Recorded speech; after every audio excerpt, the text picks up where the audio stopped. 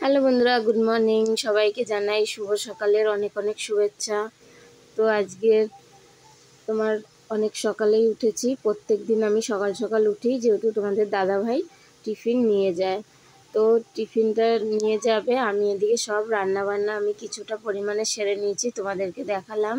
সেগুলো নিয়ে গেছে টিফিনে তোমাদের দাদা ভাই। তারপরে আমি এদিকে তোমার হচ্ছে সয়াবিন, আমার ছেলে বলছে মা সয়াবিন রান্না করো ডিম দিয়ে, তাই আমি সয়াবিন আর ডিম দিয়ে একসাথে আমি রান্না করব।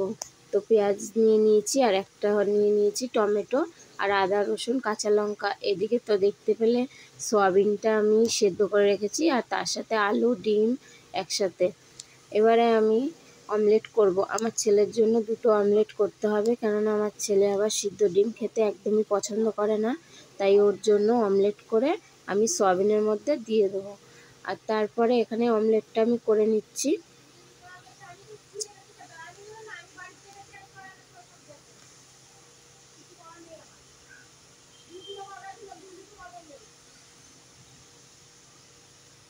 তারপরে আমি এখানে পেস্ট করে নিলাম।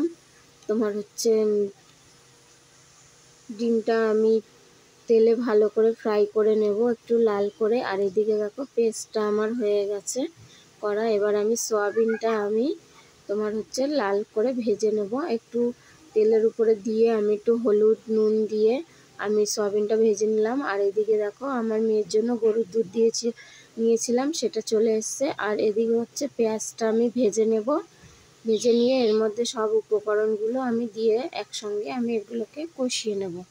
তো কষিয়ে নেব এখানে যতক্ষণ না তোমার মশলাটা দিয়ে তেল ছাড়ে।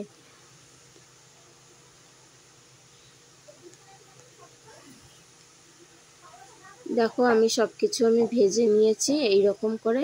এরপরে যখন তেল বেরাবে আমি দিয়ে দেবো সব ডিম সয়াবিন এই সমস্ত আমি দিয়ে দেবো এর মধ্যে, দিয়ে আমি ভালো করে কষিয়ে নেব। কষিয়ে নিয়ে আমি পরিমাণ মতো জল দিয়ে দিলাম। জল দিয়ে, যেহেতু এটা আগে সেদ্ধ করা রয়েছে, তার জন্য আমি পরিমাণ মতো জল দিলাম।